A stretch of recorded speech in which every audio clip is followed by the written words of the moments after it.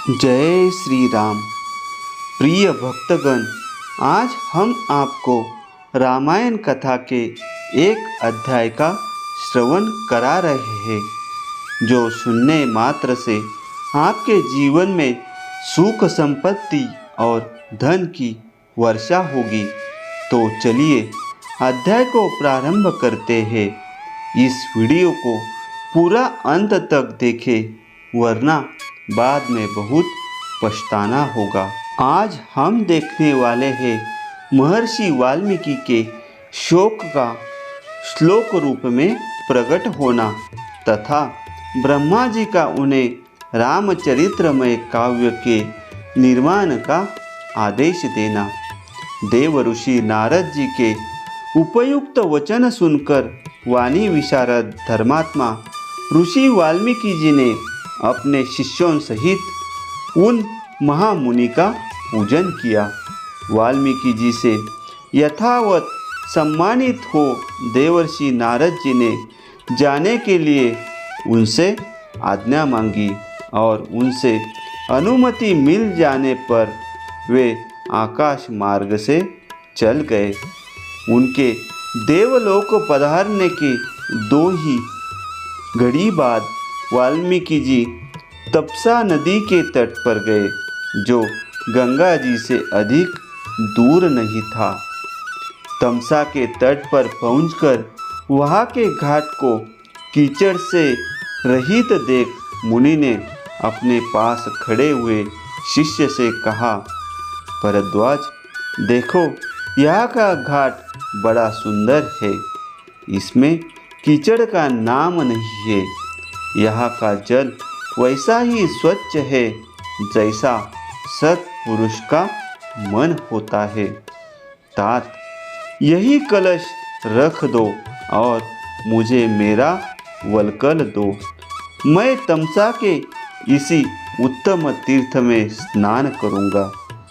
महात्मा वाल्मीकि के ऐसा कहने पर नियमपरायण शिष्य भरद्वाज ने अपने गुरु मुनिवर वाल्मीकि को वल्क वस्त्र दिया। भक्त हो, अगर आप यह अध्याय सुन रहे हैं तो पूरा सुनिए। इस अध्याय को आधा अधूरा छोड़कर जाने की गलती मत करिएगा, क्योंकि इस पवित्र अध्याय को पूरा सुनने से मनचाहा फल की प्राप्ति होगी। इसलिए इस अध्याय को पूरा सुने। आप श्री राम भक्त है तो श्री राम जी का अनादर ना करें। शिष्य के हाथ से वलकल लेकर, मतलब वस्त्र लेकर, वे जितेंद्रिय मुनि वहाँ के विशाल वन की शोभा देखते हुए सब और विचरने लगे। उनके पास ही कौज्र पक्षियों का एक जोड़ा, जो कभी एक दूसरों से अलग नहीं होता था, विचर रहा था। वे दोनों पक्षी बड़ी मधुर बोली बोलते थे। भगवान वाल्मीकि ने पक्षियों के उस जोड़े को वहाँ देखा। उसी समय पापपूर्ण विचार रखने वाले एक निषाद ने, जो समस्त जंतुओं का अकारण वैरी था, वहाँ आकर पक्षियों के उस जोड़े में से एक नर पक्षी को मुनि के देखते देखते बाण से मार डाला। वह पक्षी खून से लथपथ होकर पृथ्वी पर गिर पड़ा और पंख फड़फड़ाता हुआ तड़पने लगा।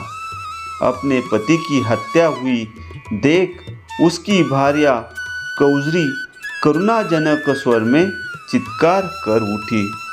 उत्तम पंखों से युक्त वह पक्षी सदा अपनी भार्या के साथ साथ विचरता था। उसके मस्तक का रंग तोंबे के समान लाल था और वह काम से मतवाला हो गया था। ऐसे पति से वियुक्त होकर कौजरी बड़े दुख से रो रही थी।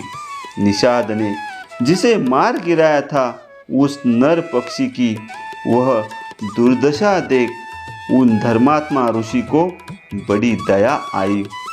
स्वभावतः करुणा का अनुभव करने वाले ब्रह्मर्षि ने यह अधर्म हुआ है ऐसा निश्चय करके रोती हुई कौजरी की ओर देखते हुए निषाद से इस प्रकार कहा, निषाद, तुझे नित्य निरंतर कभी भी शांति न मिले, क्योंकि तूने इस कौजर के जोड़ी में से एक की जो काम से मोहित हो रहा था, बिना किसी अपराध के ही हत्या कर डाली।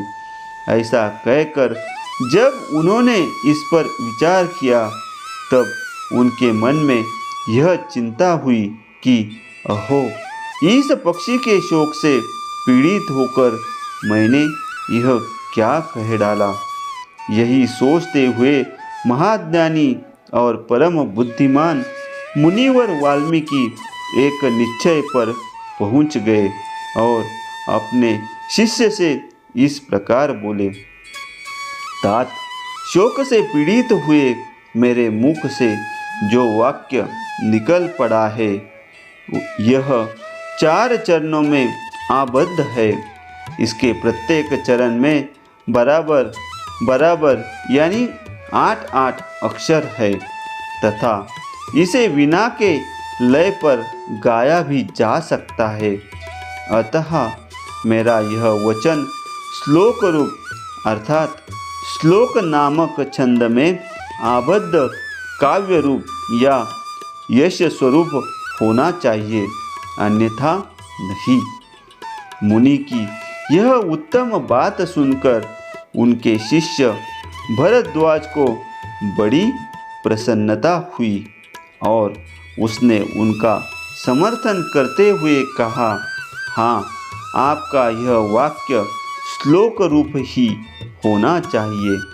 शिष्य के इस कथन से मुनि को विशेष संतोष हुआ।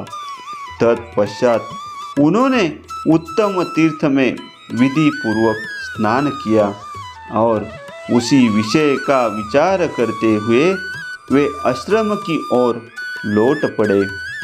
फिर उनका विनीत एवं शास्त्रज्ञ शिष्य भरद्वाज भी वह जल से भरा हुआ कलश लेकर गुरुजी के पीछे पीछे चला। शिष्य के साथ आश्रम में पहुंचकर धर्मज्ञ ऋषि वाल्मीकि जी आसन पर बैठे और दूसरी बातें करने लगे, परंतु उनका ध्यान उस श्लोक की ओर ही लगा था। इतने ही में अखिल विश्व की सृष्टि करने वाले सर्वसमर्थ महातेजस्वी चतुर्मुख ब्रह्मा जी मुनिवर वाल्मीकि से मिलने के लिए स्वयं उनके आश्रम पर आए। उन्हें देखते ही महर्षि वाल्मीकि सहसा उठकर खड़े हो गए। वे मन और इंद्रियों को वश में रखकर अत्यंत विस्मित हो हाथ जोड़े चुपचाप कुछ काल तक खड़े ही रह गए, कुछ बोल न सके। तत्पश्चात उन्होंने पाद्य, अर्घ्य, आसन और स्तुति आदि के द्वारा भगवान ब्रह्मा जी का पूजन किया और उनके चरणों में विधिवत प्रणाम करके उनसे कुशल समाचार पूछा। भगवान ब्रह्मा ने एक परम उत्तम आसन पर विराजमान होकर वाल्मीकि मुनि को भी आसन ग्रहण करने की आज्ञा दी।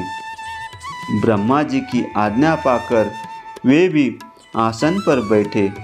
उस समय साक्षात लोक पितामह ब्रह्मा सामने बैठे हुए थे, तो भी वाल्मीकि का मन उस कौज्र पक्षी वाली घटना की ओर ही लगा रहा। ये उसी के विषय में सोचने लगे। ओहो, जिसकी बुद्धि वैर भाव को ग्रहण करने में ही लगी रहती है, उस परमात्मा व्याध ने बिना किसी अपराध के ही वैसे मनोहर कलरव करने वाले कौज्र पक्षी के प्राण ले लिए। यही सोचते सोचते उन्होंने कौजरी के आर्तनाद को सुनकर निषाद को लक्ष्य करके जो श्लोक कहा था उसी को फिर ब्रह्मा जी के सामने दोहराया। उसे दोहराते ही फिर उनके मन में अपने दिए हुए शाप के अनौचित्य का ध्यान आया। तब वे शोक और चिंता में डूब गए। ब्रह्मा जी उनकी मनस्थिति को समझकर हंसने लगे और मुनिवर वाल्मीकि से इस प्रकार बोले, ब्राह्मण, तुम्हारे मुंह से निकला हुआ यह छंदोबद्ध वाक्य श्लोक रूप ही होगा। इस विषय में तुम्हें कोई अन्यथा विचार नहीं करना चाहिए। मेरे संकल्प अथवा प्रेरणा से ही तुम्हारे मुँह से ऐसी वाणी निकली है। मुनिश्रेष्ठ, तुम श्री राम के संपूर्ण चरित्र का वर्णन करो। परम बुद्धिवान भगवान श्री राम संसार में सबसे बड़े धर्मात्मा और धीर पुरुष है। तुमने नारद जी के मुँह से जैसा सुना है उसी के अनुसार उनके चरित्र का चित्रण करो। बुद्धिमान श्री राम का जो गुप्त या प्रकट वृत्तांत है तथा लक्ष्मण, सीता और राक्षसों के जो संपूर्ण गुप्त या प्रकट चरित्र है वे सब अज्ञात होने पर भी तुम्हें ज्ञात हो जाएंगे। इस काव्य में अंकित तुम्हारे कोई भी बात झूठी नहीं होगी। इसलिए तुम श्री रामचंद्र जी की परम पवित्र एवं मनोरम कथा को श्लोकबद्ध करके लिखो। इस पृथ्वी पर जब तक नदियों और पर्वतों की सत्ता रहेगी तब तक संसार में रामायण कथा का प्रचार होता रहेगा। जब तक तुम्हारी बनाई हुई श्री राम कथा का लोक में प्रचार रहेगा तब तक तुम इच्छा अनुसार ऊपर नीचे तथा मेरे लोकों में निवास करोगे। ऐसा कहकर भगवान ब्रह्मा जी वही अंतर्धान हो गए। उनके वही अंतर्धान होने से शिष्यों सहित भगवान वाल्मीकि मुनि को बड़ा विस्मय हुआ। तदनंतर उनके सभी शिष्य अत्यंत प्रसन्न होकर बार बार इस श्लोक का गान करने लगे तथा परम विस्मित हो परस्पर इस प्रकार कहने लगे।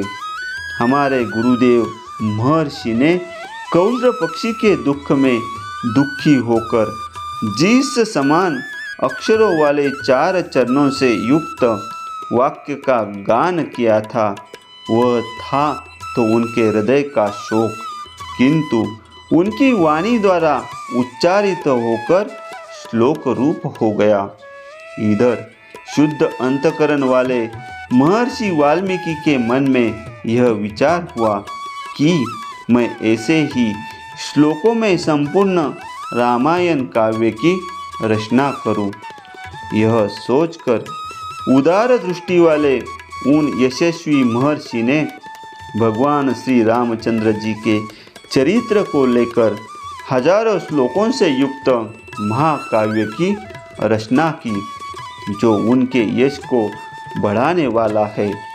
इसमें श्री राम के उदार चरित्रों का प्रतिपादन करने वाले मनोहर पदों का प्रयोग किया गया है।